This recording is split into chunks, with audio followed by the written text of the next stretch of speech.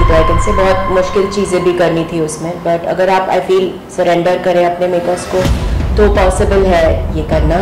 बहुत सारी लड़कियों तक ये फिल्म पहुँचे, बहुत सारी लड़कियाँ देखिए, it create a lot of awareness. 1000 ही था, 40,000 था ना, बट एज लॉन्ग एज अपना कोई नहीं है, वो 32,000 में से एक अपना हो ना, you forget about the number only, वो नंबर मायने नहीं रखेगा। बिकॉज देखने के बाद क्या वो नंबर में उलझने वाली फिल्म है या जो कुछ भी हो रहा है वो इतना भयंकर है तो उसके ऊपर एक एक्शन होना है। जब लोगों के पास जवाब नहीं होते तो वो आपको डाइवर्ट करते हैं टॉपिक को। द केरला स्टोरी, नहीं, इसे मैं द भारत स्टोरी कहूंगा। हमारे भारतवर्ष परिवार के लिए इससे बड़े गर्व की बात क्या हो सकती है कि हम सभी लोग इस मूवी के जर्नी के गवाह बनने जा रहे हैं। उस जर्नी के गवाह जिसे द केरला स्टोरी के डायरेक्टर और प्रोड्यूसर ने जिया है। कैसे इस फिल्म पर रिसर्च हुई, कितने साल लगे, क्या क्या मुश्किलात आई, both from government to non state actors. क्या क्या जवाब दिया है डायरेक्टर ने और प्रोड्यूसर ने उन लोगों को जो अब भी सिर्फ 32,000 के आंकड़ों पर फंसे हुए हैं। क्यों इस फिल्म का हर एक को देखना कंपलसरी है, और खासकर हमारी महिलाओं को और हमारी बच्चियों को। और इस फिल्म की लीड अदा शर्मा से लेकर डायरेक्टर सुदीप्तो सेन और प्रोड्यूसर विपुल शाह तक सभी में क्या क्या चेंजेस आए हैं इस मूवी को ही बनाने में। देखते हैं आज द केरला स्टोरी की टीम की खास मुलाकात भारतवर्ष के साथ, जिसे जानकर आप भी कहेंगे कि यस, ये कहानी सिर्फ केरला की नहीं है बल्कि पूरे भारत की है। तो चलिए शुरू करते हैं।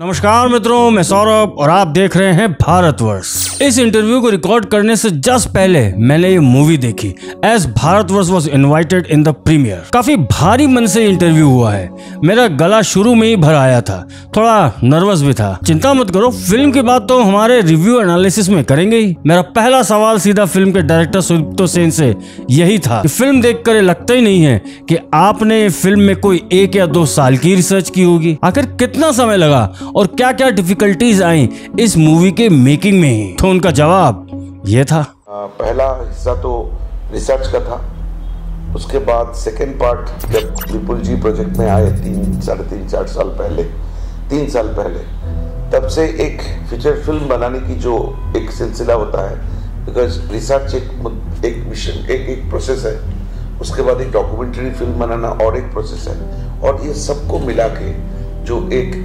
कमर्शियल फीचर फिल्म, क्योंकि मैंने जो डॉक्यूमेंट्री बनाया उसके बारे में किसी को कुछ मालूम नहीं है, लेकिन ये फीचर फिल्म हमें उम्मीद है कि 5 से 10 करोड़ लोग देखेंगे इस देश की, दुनिया भर में और भी ज़्यादा लोग, तो उसकी एक प्रोसेस है। ये दोनों प्रोसेस मिला के ये एक लंबा जर्नी था, जिसमें मेरी केरला में बार बार केरला में जाके लोगों से मिलना, अलग अलग लोगों से मिलना, उनके साथ एक थ्रेड था, उस थ्रेड को संभालना, लुका छुपी खेलना गवर्नमेंट के साथ, क्योंकि वो काम नहीं करने, उन्हें चाहते थे कि हम काम करें। फिर विपुल जी जब प्रोजेक्ट में आए तब उसकी एक अलग स्क्रिप्ट में उनकी कंट्रीब्यूशन, बिकॉज आप जानते हैं Vipul Shah Bombay film industry, commercial Indian cinema की एक ऊंचे कद की नाम है, तो मुझे उनकी फ़ायदा उठाना था कि वो मुझे गाइड करे इस स्क्रिप्ट को कैसे एक प्रॉपर एक सोशली रेलिवेंट सब्जेक्ट में कन्वर्ट हो जाए। ये बड़ा ही सुंदर प्रोसेस था हमारे, क्योंकि हम दोनों ही मोटिवेटेड थे कि मुझे हमें लगा था कि इस फिल्म को बनाना है। So it's a long journey था, we enjoyed, our job is done. तो आपकी दर्शकों को यही हमारी अपील है कि नाउ ये फिल्म आप लोगों की है, पर लेकिन सर मैं जज करिए इसको। पर लेकिन सर मैंने जब फिल्म देखी, और मैं समझता हूँ कि शायद जब ऑडियंस भी देखेगी तो शायद कुछ लोग ये भी कह सकते हैं कि इस ऐसी फिल्मों की तो आप डॉक्यूमेंट्री बना सकते थे। तो मेरा अगला सवाल सर आप ही से है कि आपको ऐसा क्या मोटिवेट किया कि आपको द केरला स्टोरी को आपको अपने हाथ में लेना पड़ा, और जिस सब्जेक्ट को लोग सिर्फ एक डॉक्यूमेंट्री तक ही सीमित करना चाहते हैं, आप उसको मेन स्ट्रीम में लेके आए ताकि सोसाइटी तक एक ऐसी बात पहुँचे जो शायद सिर्फ कोर्ट या सरकारों के बीच में रहती है, आम जनता तक नहीं पहुंचती। यही रीज़न था। एक इतनी बड़ी ट्रेजेडी, इतनी सारी लड़कियों की जिंदगियों के साथ जो खिलवाड़ हो रहा है, और जिस तरीके का हम जब विक्टिम से मिले और हमने अलग अलग लोगों से जब बात की, तो ये लगा कि ये सिलसिला अगर रोका नहीं गया तो ये और भी बढ़ेगा। और ये सिर्फ ऐसा नहीं है कि ये सिर्फ केरला में हो रहा है, ये हमने केरला के कुछ किस्सों को लेके ये फिल्म बनाई है, पर ये है पूरे भारत की कहानी, पूरे भारत में ये हो रहा है और इसका एक बहुत गहरा असर हमारे समाज पे आने वाले सालों में पड़ेगा। तो मुझे ये लगा कि ये हम सबकी एक जिम्मेदारी है कि इस विषय को हम लोगों के सामने इस तरीके से ले आए कि लोग इसको ना सिर्फ एक सब्जेक्ट की गहराई पर एक ऐसे फॉर्म में देखें कि उन्हें देख के एक सेटिस्फैक्शन भी हो और अंदर कुछ जागे, अंदर कुछ ऐसी चेतना जागे कि कुछ इस विषय पे काम हो, कोई एक्शन लिया जाए, कुछ ऐसा हो ताकि ये रुके।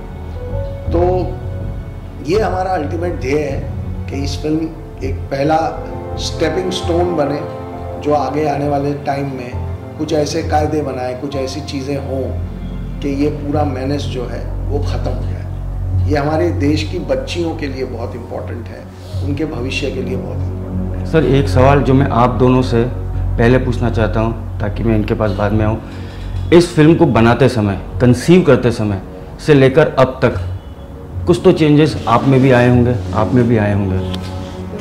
वो चेंजेस क्या आप इस फिल्म के माध्यम से समाज में एक्सपेक्ट कर रहे हैं?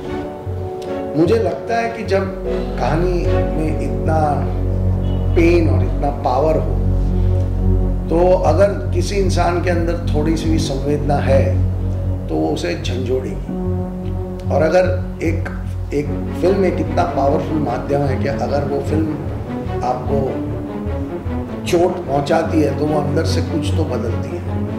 तो हम हमें बहुत बड़ी उम्मीद भी है और हम बहुत भरोसा भी है कि कुछ तो बदलेगा।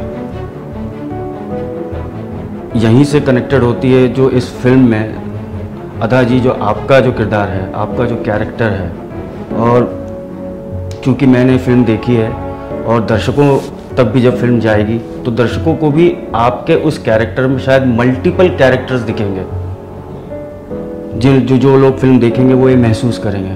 बीइंग एन आर्टिस्ट, आप में क्या चेंजेस महसूस हुए शुरुआत से लेकर अब तक, और क्या आपको लगा कि आपके लिए क्या ऐसा चैलेंजिंग था जहां आपको भी लग गया कि क्या ये वाकई पॉसिबल है? क्योंकि जैसे कुछ लोग डॉक्यूमेंट्री कहेंगे, ऐसे ही कुछ लोग सोशल मीडिया से लगाकर मेन स्ट्रीम मीडिया में फिगर्स पे भी उंगलियां उठाएंगे, आप फैक्ट्स देंगे, उसको भी क्रॉस एग्जामिनेशन किया जाएगा। मगर बीइंग एन आर्टिस्ट, आपको क्या लगा इस रोल को करके, और आपका कैसा कन्विक्शन आप एक्सपेक्ट कर रही हैं लोगों के प्रति कि इस फिल्म को वो कैसे लेंगे? बहुत सारे सवाल। पहला वाला एज एन आर्टिस्ट ऐड से कि बहुत सेटिस्फाइंग है ऐसे किरदार निभाना, एंड अगर आप अपने मेकर्स को ट्रस्ट करें तो ही पॉसिबल है। बिकॉज जैसे आपने फिल्म देखी तो आई कैन से बहुत मुश्किल चीज़ें भी करनी थी उसमें, बट अगर आप आई फील सरेंडर करें अपने मेकर्स को तो पॉसिबल है ये करना। As what I would expect other people, I think हम लोग जब फिल्म करते हैं तो वो एक्सपेक्टेशंस रख के करने में मज़ा नहीं है। फिर आप अपने कैरेक्टर को, अपने कला को आप गद्दारी कर रहे हो। आई फील अगर आप एक्सपेक्टेशन से स्टार्ट करो कि I do this film so that this will happen, I don't think you can do that. And not a film ये वाली ऐसी टाइप की फिल्म नहीं, बट आई टोल्ड दादा that my dream is from this film. I told him on day one when I have the script in my hand, I remember I have that picture with him and I said that my dream is that for me the biggest award in this film is that every person watches the film. I really want, I told you also, I said that, I told Vipul sir also, I just want everyone to watch the film. I want that wherever we go, and I say if एक साल के बाद मैं बोलूँ मैंने Kerala story की, before I say they should be like Kerala story, और it shouldn't be like कौन सी क्या मूवी, कौन सी, I don't want that. I want that every human sees this movie. That was my dream from it, and I think that's coming true. मैंने जितना सोचा उससे भी ज़्यादा. The other thing is this is from an artist point of view. As a girl who's doing the movie, I think it's very important. I would really like कि बहुत सारी लड़कियों तक ये फिल्म पहुँचे, बहुत सारी लड़कियाँ देखें. It will create a lot of awareness, I think, and Yeah, I think a lot of girls should see it. I hope people take their friends who are girls. Of course, take your families, friends, everybody. But I just hope a lot of girls watch it. Just, like you've seen it, you know, कि बहुत awareness create करेगा ये film. And हाँ, figures people will throw. I was saying in some interview before, I felt कि हम लोग stock market में बैठे हैं, figures discuss कर रहे हैं. And human life इतनी cheap हो गई है कि हम लोग एक फिगर डाल के you know you can say 30,100, 30,000, 32,000, 21,000, 21,000 ही था, 40,000 था ना, 40 एज लॉन्ग एज अपना कोई नहीं है, वो 32,000 में से एक अपना हो ना, you will forget about the number only, वो नंबर मायने ही नहीं रखेगा बिकॉज आपका एक पर्सन है. तो I think that's a very selfish thing of the human mind. किसी और की जान जा रही है, कोई और रेप हो रहा है, ड्रग हो रहा है, तो it's okay because you will say कि नहीं नंबर गलत है. बट अगर आपका एक भी, so I feel when people watch the movie, if they connect to it and they think अगर ये मेरे में से कोई फ्रेंड में से कोई हो या मेरी बेटी हो, then I think we have done the job and created awareness.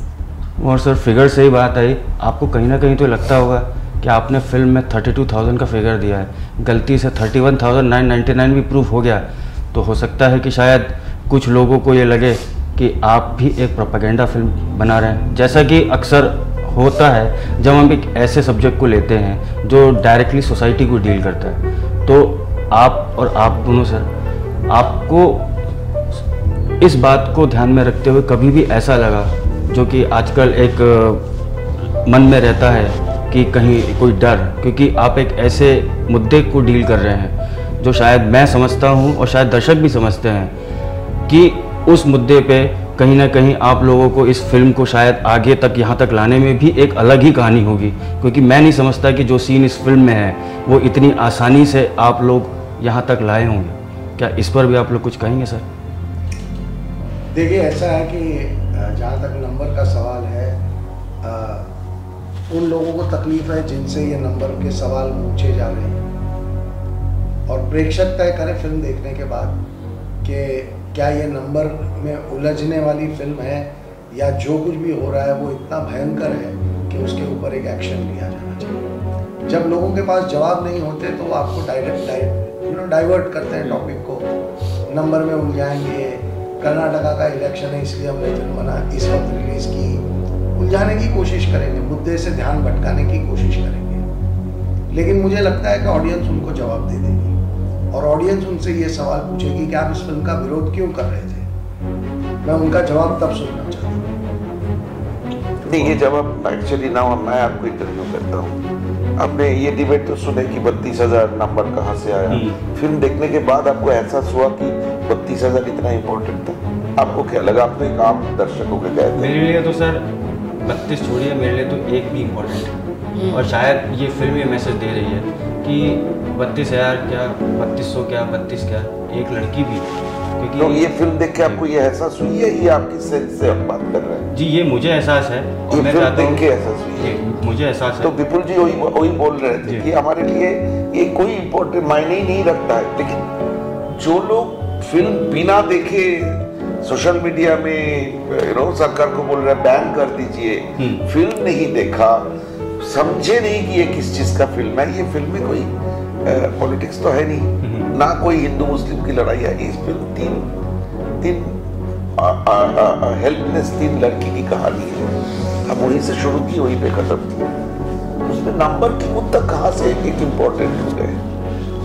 इसलिए क्योंकि जब एक फिल्म सच्चाई पे आधारित होती है या फिर एक सोसाइटी से डील करती है तो हमेशा उसमें कोई ना कोई रीजंस डाले जाते हैं. मैंने सवाल शायद इसलिए भी पूछा एक डेविल एडवोकेट बनकर, ताकि उन लोगों पर डायरेक्ट ये जवाब जाए कि आप फिगर से पहले फिल्म को देखें. और एक इम्पॉर्टेंट बात जो मुझे सबसे अच्छी लगी इस फिल्म में वो ये कि आपने भाषाओं को, जो कि मैं अमूमन देखता हूँ कि इस फिल्म के अंदर मलयालम, इवन लास्ट में ईरानियन भी मैंने कुछ सॉन्ग है ना, और आपने उसको भी कैरी आउट किया, बायलिंगुअल भी थोड़ा बहुत रखा आपने.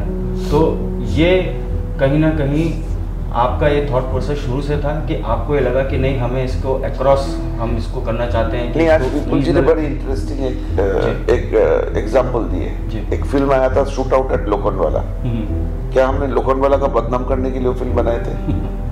हम एक पैन इंडियन, ये जो केरल से लड़कियां गायब हो रही है, ये गायब केरल से नहीं हो रही, हमारे देश की घर, आपकी घर में आप, मेरी बेटी, मेरी बच्ची, आपकी बच्ची अगर रात 12 बजे के बाद घर नहीं आते हैं, 1 घंटा लेट होते हैं, माँ बाप रोने लगते हैं।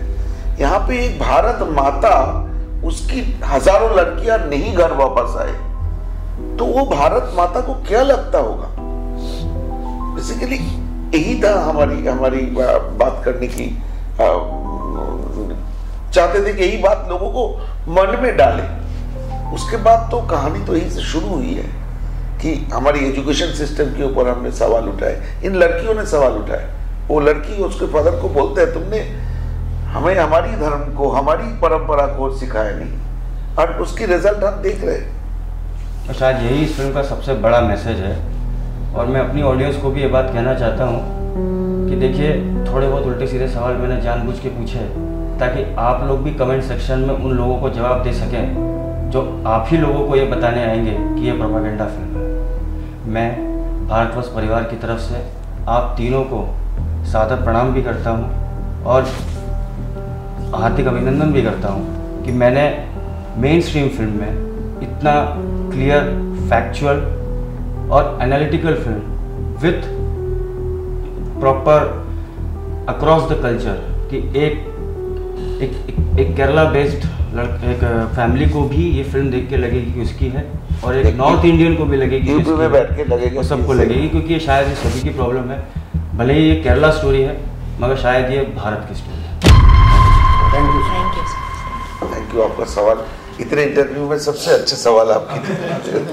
बहुत अच्छे सवाल। अब आपने चूंकि पूरा इंटरव्यू देख लिया है तो कुछ बातें आप लोगों को इंटरव्यू के एनालिसिस के माध्यम से बताता हूं, तो शायद आपको ये समझाएगी कि क्यों ये इंटरव्यू इतना इंपॉर्टेंट था। सुदीप्तो सेन ने द केरला स्टोरी से पहले एक और डॉक्यूमेंट्री फिल्म बनाई थी जिसका नाम था in the name of love. ये डॉक्यूमेंट्री भी इसी थीम पर थी जिस थीम पर ये मूवी बेस्ड है। फिल्म के प्रोड्यूसर विपुल शाह को विशेष धन्यवाद जाता है, एज ऐसे सब्जेक्ट्स पर किसी भी फिल्म मेकर की हिम्मत जब ही बनती है जब कोई सॉलिड प्रोड्यूसर उसे बैक करे, उसके पीछे खड़ा रहे। जहां विपुल शाह का ट्रैक रिकॉर्ड देखे तो आंखें, नमस्ते London, Singh is king, force etcetera जैसी सुपरहिट फिल्में देने वाला फिल्म मेकर, वहीं सुदीप्तो सेन की ये डॉक्यूमेंट्री वाला सब्जेक्ट। कैसा मेल है ना, जैसे अब भी कुछ चाहते हैं कि भाई ऐसे सब्जेक्ट की फिल्म क्यों दे दी।